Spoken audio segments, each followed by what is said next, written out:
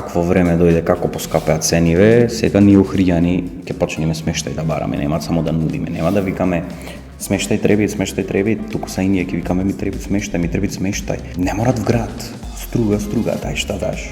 Конечно може да се каже дека Охрид е еден од најскапите, ако не и најскап град. За едно сокче и едно кафе да се напиеш кај нас покрај кај лихвар да се започиш.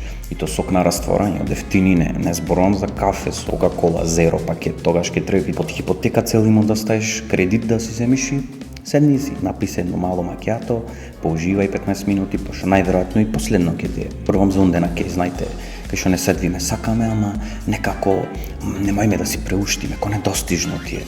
Си викаш ке работам 5 години, ке штедам, ама ке види кога ќе седнам, мало макиато, ај ке се лава, ке се напием. Сега пред брзо време во Битола бевме со друштво и седвиме во еден кафич да пиеме кафе, и келнеров ни вика, дечки да знаете, демек од пред некој време цениве ни се поскапени, демек да не се изненадите. Викам, брата, од Охрид сме море ние, колку да се поскапени цениве.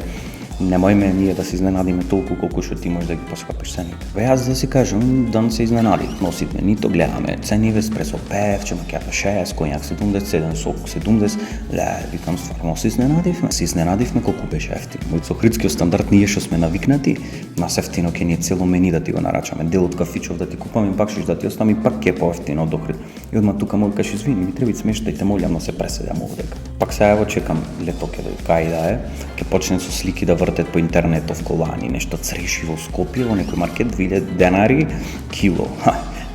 Аматеријни. Во Охрид пред 10 години беше, сега килото охридски цреши испод 100 евра. Неојте, што е црешиве Клеопатра ги имат збирано во љубаништа, дури и свирела Мадона на харфа и пела Like a virgin. Кога ќе касниш од црешава, се осеќаш како невиноста на Клеопатра ти да ја имаш земен.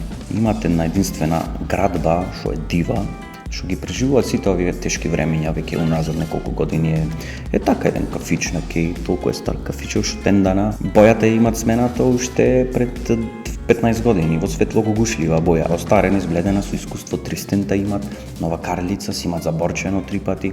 Карактерот ни е сменат. Таблана кај што го пишете името на кафич, пишело некогаш во 2000-та пред војната, жолтица имат фатено, лико ни е сменат, пластична операција, треба потхитно да се направи.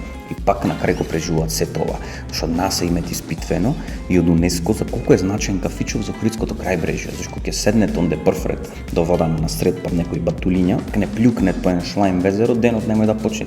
Ама УНЕСКО кажа дека тоа им дават на рибиве волја за живот, ги тренират и рибиве им ги слушат муабети онде и учат од нив како да испливат на правата патека во животот, помеѓу толку ендемски видови.